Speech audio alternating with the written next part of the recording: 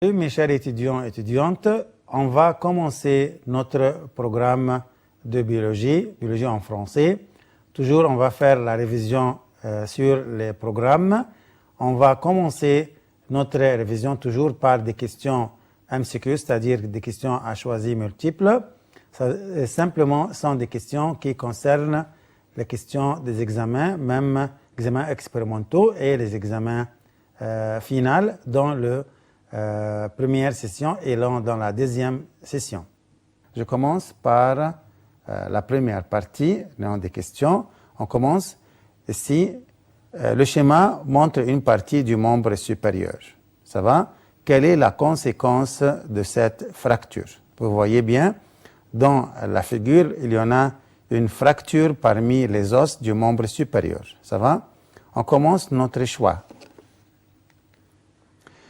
Est-ce que c'est à cause de l'arrêt, la conséquence, cause l'arrêt de la transmission de l'influx nerveux vers le muscle, ou la rupture de tendon du muscle? Numéro C, la rupture des ligaments d'articulation. D, c'est l'incapacité de mouvoir de l'avant-bras. Bien sûr, regardez, on a deux os devant nous dans le schéma. On a le captus, bien sûr, et le radius. Quand il y en a une fracture, où se trouve la fracture ici? Bien sûr, la fracture, elle est dans le cubitus. Quelle est la réponse? Je vous donne un instant. Bien sûr, c'est l'incapacité de mouvoir de l'avant-bras, c'est-à-dire on ne peut pas bouger l'avant-bras. Ça va comme ça? Deuxième question, la question suivante. Quelles sont les cellules qui donnent aux plantes le soutien structural qui a un rôle indirect dans le maintien du soutien physiologique? Vous connaissez bien que la plante a deux formes de soutien structural et soutien physiologique. D'abord, on cherche la question cherche quoi? Quelles sont les cellules qui donnent le soutien aux plantes, le soutien structural? En même temps, ce soutien-là a un rôle indirect dans le maintien du soutien physiologique, c'est-à-dire que le soutien physiologique reste toujours. Ça va?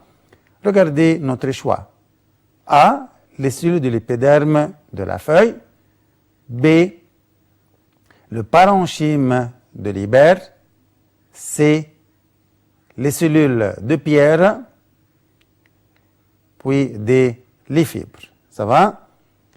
Quelles sont les cellules qui donnent de quoi aux plantes le soutien structural qui aide, il a un rôle indirect dans le soutien physiologique? Bien sûr, la réponse c'est quoi? Oui, c'est les cellules de l'épiderme de la feuille. Bien sûr. Pourquoi?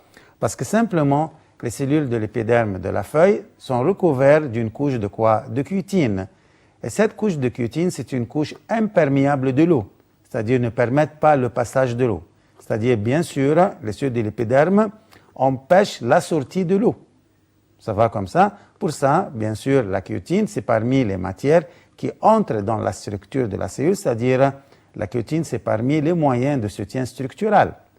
Ça va? C'est-à-dire simplement que la cuitine, même les cellules de la feuille, ou même les cellules qui recouvrent toute la plante sont les cellules de l'épiderme. Bien sûr, l'épiderme se trouve dans la feuille, et recouvert encore de cuitine, ce qui empêche la perte de l'eau, et ainsi la plante garde l'eau, et ainsi encore garde le soutien physiologique. Ça va comme ça? Question suivante.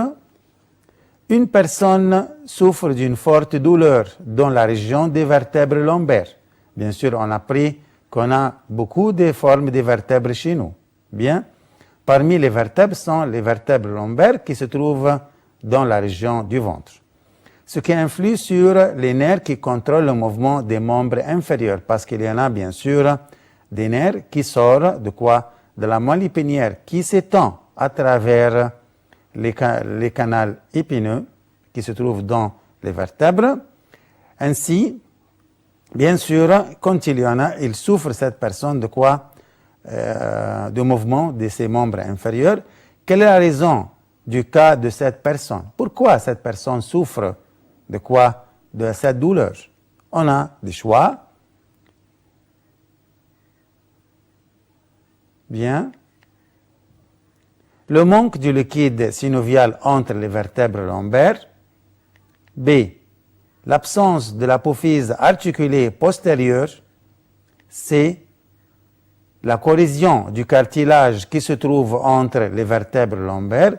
On connaît bien qu'entre les vertèbres, il y en a du cartilage. Ça va?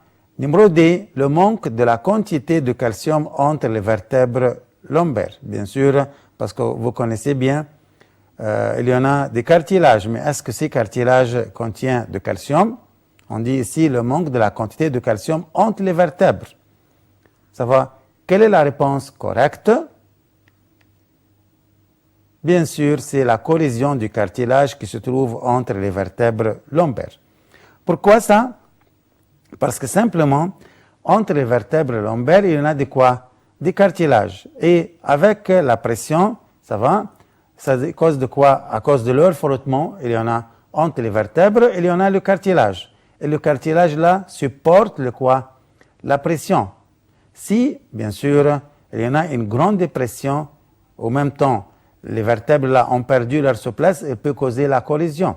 Ça va comme ça? Et ainsi peut causer de quoi? De beaucoup de problèmes. Parmi ces problèmes, de quoi? Que les nerfs qui sortent de côté de la vertèbre vont être influencés par cette collision et bien sûr vont causer du quoi? Du mal. Bien. C'est ça, la corrosion des cartilages qui se trouve entre les vertèbres quoi? Lombaires. La question suivante. Regardez bien ici. Devant toi, une articulation chez l'homme. Comme vous voyez, je pense que ça, c'est l'articulation de quoi? Du genou. Bien. Et vous voyez bien, il y en a quoi? Le ligament croisé à l'intérieur ici. Si on remplace les ligaments par des tendons dans cette articulation, d'abord, quels sont les ligaments? Les ligaments sont des tissus conjonctifs qui relient entre les quoi? Les os. Mais quels sont les tendons? Sont encore des tissus, mais moins souples, qui relient entre les quoi? Les muscles et encore les quoi? Les os. Et si, la question c'est quoi? Si on remplace les ligaments par des quoi? Par des tendons. Quelle est la fonction qui ne sera pas appliquée? C'est-à-dire que le genou ne peut pas faire dans cette articulation. Regardez les choix. Numéro A, le pouvoir de bouger l'articulation. Ça va? Parce qu'on peut même bouger l'articulation. B, la diminution de frottement des os. C, le développement des os dans cette région, c'est-à-dire les os vont agrandir. Encore, numéro D, contrôler la direction du mouvement de cette articulation. La question, quelle est la fonction qui ne sera pas appliquée? Ça va? Si on remplace les ligaments par des tendons. Bien sûr, regardez, contrôler la direction du mouvement de cette articulation, il y aura bien sûr, il y en a de quoi? Des problèmes. Pourquoi? Parce que simplement, la présence des ligaments entre les vertèbres, entre les deux os-là, permet de quoi? Un mouvement facile. Pourquoi? Parce que les ligaments ont une souplesse. Et cette souplesse-là donne la capacité de quoi? De l'articulation de bouger dans des directions différentes. Bien sûr, ici, l'articulation du genou, c'est parmi l'articulation qui a un mouvement limité. Mais la question c'est quoi? Si on remplace les ligaments par un tendon, malheureusement, les tendons n'ont pas cette souplesse. Les tendons sont plus durs. Pour ça, bien sûr, si on remplace les ligaments par des tendons, il n'y aura pas de mouvement. Ça va comme ça. Pourquoi? Parce que simplement, les ligaments sont plus durs. Ça va? Ils ne sont pas souples. Ça va? Ils ont perdu leur souplesse pour supporter. Bien sûr, la question c'est contrôler la direction du mouvement de cette articulation n'aura pas lieu parce que simplement les tendons sont moins souples et ne donnent pas cette capacité. La question suivante, bien sûr, contrôler la direction du mouvement de cette articulation. Regardez bien après. Question suivante. Dans une expérience pour montrer la relation entre la quantité de l'eau absorbée par la plante du sol et la quantité de l'eau perdue durant la transpiration, parce que la plante, bien sûr, absorbe l'eau pendant l'opération qui s'appelle absorption. On a déjà pris ça l'année passée. Et encore, on a pris la transpiration. Qu'est-ce que ça veut dire la transpiration? C'est un moyen de perte de l'eau par les stomates, dans les périodes différentes durant le jour. Le matin, le midi, après-midi, même le soir. Résultats apparaissent comme le tableau suivant, c'est-à-dire on a enregistré la quantité de l'eau absorbée et en même temps la quantité de l'eau perdue. Regardez le temps au début de l'expérience, après 3 heures, après 9 heures et après 12 heures. L'eau absorbée, c'était au début de l'expérience 25, après 3 heures 25 cm, après 9 heures 25 cm3 et après 12 heures, c'est 12 par 25 cm, c'est-à-dire l'eau absorbée, c'est la même quantité de l'eau pendant tout le jour, depuis le matin, au début de l'expérience, même jusqu'à après 12 heures. Mais l'eau perdue varie. C'est-à-dire, au début de l'expérience, on absorbe 25 et on perd 25 cm3. Après 3 heures, on absorbe 25 et on perd 40. Ça va, c'est une grande quantité par rapport de la quantité absorbée. Après 9 heures, on absorbe 25 et on perd 35 encore. La quantité perdue est plus grande que la quantité absorbée. Après 12 heures, c'est la quantité absorbée, bien sûr, c'est plus grande que la quantité de l'eau perdue. Le tableau ici, c'est très important pendant les examens. On lit bien le tableau parce que le tableau, pourquoi il y en a un tableau dans l'examen? Simplement, le tableau plein des informations. Et à partir des informations, on peut même trouver la solution du problème. Regardez les questions. Interprète la raison des changements qui ont lieu durant l'expérience. Ça va comme ça? Pourquoi il y en a des changements? Regardez les choix. La plante reprend son soutien physiologique après 12 heures du début de l'expérience. Ou, numéro B, le soutien physiologique n'est pas affecté durant l'expérience, parce que ça c'est vrai. Numéro C, la plante est exposée à un flétrissement permanent après 9 heures du début de l'expérience. Ça va? Ou numéro 2, il y en a un changement dans le support ou dans le soutien synthétique. Ça va? Il y en a un tableau qui a montré beaucoup d'informations, bien sûr. Après 12 heures, bien, regardez la réponse. Ça va? La plante reprend son soutien physiologique après 12 heures du début de l'expérience parce que simplement la quantité de l'eau absorbée est plus grande que la quantité de l'eau perdue. C'est-à-dire maintenant, la plante a gardé sa quantité de l'eau, pour ça, elle reprend une autre fois son soutien physiologique, mais après combien? Après 12 heures. Ça va? Parce que simplement, la quantité de l'eau absorbée est plus grande que la quantité de l'eau perdue. Regardez la question suivante.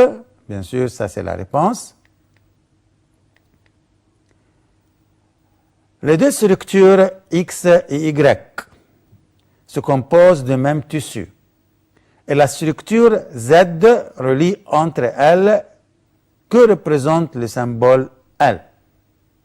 C'est une question, bien sûr, inconnue pour nous, qui donne information. Le X et l'Y ont la même structure, c'est-à-dire sont des mêmes tissus.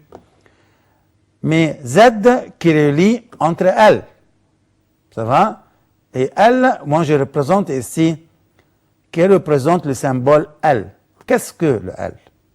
Bien sûr, regardez bien, c'est une question très importante. C'est les tendons ou les ligaments. Numéro C, les articulations. Et numéro Z, c'est quoi? C'est les muscles. Bien sûr, on connaît bien en ce moment que le X et l'Y, ce sont des quoi? Ce sont des os. Ça va comme ça?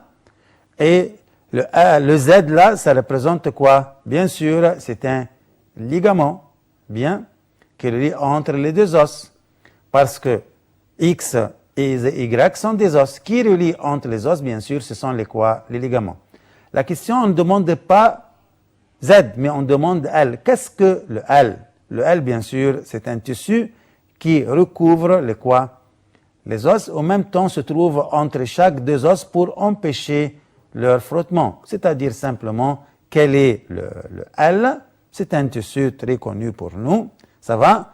Ou même, c'est une structure, pardon. Cette structure, c'est quoi? Ce sont les articulations, parce que les articulations, c'est quoi? C'est une région se trouve entre des os pour permettre quoi? Leur mouvement. Quelquefois, bien sûr, comme vous avez pris, il y a des articulations qui ne bougent pas comme les articulations fibreuses qui se trouvent dans le crâne. La question est très intéressante.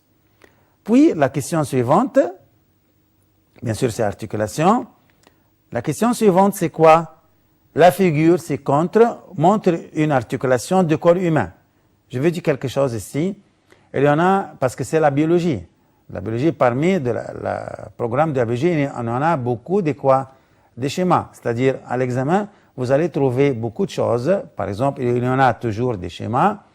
Il y en a des tableaux, parce que les tableaux là, on va réfléchir par rapport à des informations qui se trouvent dans le tableau pour attirer les résultats du problème. En même temps, on a les graphiques. Les graphiques sont très importants pour réfléchir et encore donner la capacité à l'étudiant de relier entre les informations qui se trouvent dans les graphiques. Mais ici, la question ici, il y en a un schéma. Quel est le schéma ici montre quoi? Il y en a une articulation du corps humain. Quelle est la structure responsable de déterminer la direction du mouvement dans cette articulation? Regardez, bien sûr, ici, on a le pied en bas. Ça va comme ça. On a des jambes de 1 et 2 et 3 et 4. Qu'est-ce qu'on cherche? On cherche quelle est la structure responsable de déterminer la direction. Qui est responsable de déterminer la direction dans cette articulation? Bien sûr, vous voyez ici le talon, et même il y en a le muscle ici. Ça va, le muscle jumeau. Et je cherche dans cette articulation. C'est quoi? Quels sont les choix? C'est numéro 3 ou numéro 1, ou numéro 4 ou bien sûr numéro 2. Ça va? Et si, qu'est-ce qu'ici on a? Bien sûr, on a numéro, oui, très bien. Numéro 2, bien sûr, ça représente quoi? Le tendon, parce que c'est lui qui détermine les directions. C'est lui qui transmet le mouvement du muscle jumeau vers parce qu'il est lié avec le talon, et ainsi, on peut bouger le talon, mais par le mouvement du muscle jumeau qui se trouve dans la jambe ici. La question est très facile quand même. Ça va? La question suivante, c'est quoi? Étudier la figure ci-contre qui montre la structure de la dernière vertèbre dorsale. Parce que vous connaissez bien, on a les vertèbres, on a première 7 vertèbres, ça s'appelle vertèbres cervicales, et les vertèbres cervicales sont suivies par les vertèbres dorsales, leur nombre sont 12. On dit ici la structure de la dernière vertèbre dorsale. Et notez bien encore que les vertèbres dorsales sont reliées avec les côtes. Les 12 paires de côtes sont reliées avec les vertèbres dorsales. Bien sûr, les côtes, il y en a des côtes fixes et encore il y en a des côtes flottantes. Les deux derniers paires de côtes flottantes sont reliées avec les deux dernières vertèbres dorsales. Ça va? Quelle est la conséquence de l'absence de composant 2? Regardez, bien sûr, c'est la figure normale d'une vertèbre. Numéro 2, vous voyez bien. Numéro 2, c'est quoi? Ah oui, c'est l'apophyse transverse. Le déséquilibre d'articulation avec la deuxième côte flottante ou le déséquilibre d'articulation avec la première vertèbre lombaire ou il y en a un manque de protection de la moelle épinière. Ça va? Numéro 2, déséquilibre d'articulation, la vertèbre numéro 18 de la colonne vertébrale. Ici, numéro 2, c'est quoi? C'est l'apophyse transverse. S'il y en a quoi? L'absence. Il n'y a pas de quoi l'apophyse transverse. Quelle est la conséquence? Bien sûr, c'est quoi? C'est le déséquilibre d'articulation avec la deuxième côte flottante. Pourquoi? Parce que la deuxième côte flottante, on a de quoi? Deux côtes flottantes. Ça va? Qui serait avec, première côte flottante serait avec la vertèbre dorsale numéro 11. Et la deuxième côte serait liée avec quoi? La dernière vertèbre dorsale. Et à travers les côtes se relient avec les vertèbres à travers leur apophyse transverse. Ainsi, s'il n'y a pas l'apophyse transverse, ça cause bien sûr un déséquilibre d'articulation dans la deuxième côte flottante. Pourquoi? Parce que la dernière vertèbre dorsale est reliée bien sûr avec la deuxième côte flottante. Question très intéressante. La question suivante, la figure ci-contre montre la structure de la cage thoracique chez l'homme. Déduit l'importance de la présence du composant numéro 1, bien sûr, qui se trouve à la fin du côte. Bien sûr, regardez, ça c'est la cage thoracique. Empêche la corrosion des côtes. B, la formation d'une articulation fibreuse. C, aide au mouvement des côtes. D, c'est la formation d'une articulation synoviale. Le composant numéro 1, bien sûr, c'est quoi? C'est aide au mouvement des côtes parce que c'est une partie cartilagineuse. Bien, la question suivante. Un os participe dans la formation de deux articulations. La question là, c'est très facile et directe, bien sûr. C'est le radius ou le cuisse ou le fémur ou bien sûr la rotule qui relie entre deux articulations. La question est directe ici, bien sûr, c'est le fémur. Puis, étudiez les graphiques qui montrent la quantité de la matière qui se trouve dans les parois de certaines cellules végétales. Pour répondre, regardez ici le graphique. Bien sûr, on a le cellulose, les lignines, la subeurine et la chiotine. On a 4, A et B et C et D. Ça va? Qui se trouve dans les parois de certaines cellules végétales. Est-ce que c'est D ou C ou B ou quoi, bien sûr, et A? Quelle est là? Bien sûr, la réponse sera quoi? C. Pourquoi? Parce que simplement, c'est quoi? C'est la cellulose. Le graphique suivant représente la relation entre le nombre de vertèbres et leur volume. Bien sûr, on a une relation directement, on a une relation inversement, augmente puis diminue, augmente puis reste fixe. Regardez. Quel graphique représente la relation entre le nombre de vertèbres et leur volume? Bien sûr, c'est une relation quoi? Ça va? Articulée entre le nombre de vertèbres articulées et leur volume. Et quoi? Est-ce que c'est numéro 1 ou numéro 2 ou numéro 3 ou numéro 4? La réponse est bien sûr, c'est numéro quoi? 2 parce que simplement, dès que le nombre de vertèbres augmente, c'est quoi? Parce que par exemple, on a les 5 vertèbres lombaires, parce que ça c'est le plus petit nombre, avec bien sûr les 4 vertèbres sacrées, mais les vertèbres lombaires sont articulées, bien sûr sont le plus petit nombre, c'est-à-dire dès que le nombre augmente, le volume des vertèbres diminue. Ça va? La question suivante, lesquelles des fonctions suivantes s'appliquent à la fonction des os? Soutien, stockage en métal, production de globules sanguins et stockage de graisse. Ou stockage de graisse, soutien, stockage en métal, protection. Production de globules sanguins, stockage de graisse et soutien et protection. Soutien et stockage en métal, production de globules sanguins et protection.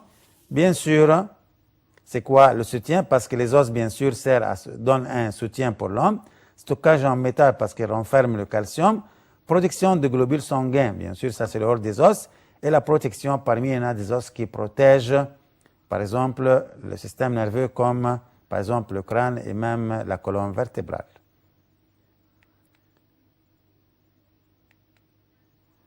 Le gonflement des cellules après l'irrigation est dû à quoi? Ça, c'est une question directe, sur le végétal, bien sûr.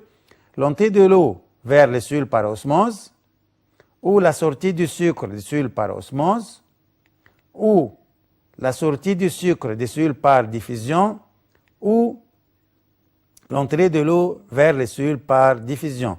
La réponse ici est correcte, est très simple et directe.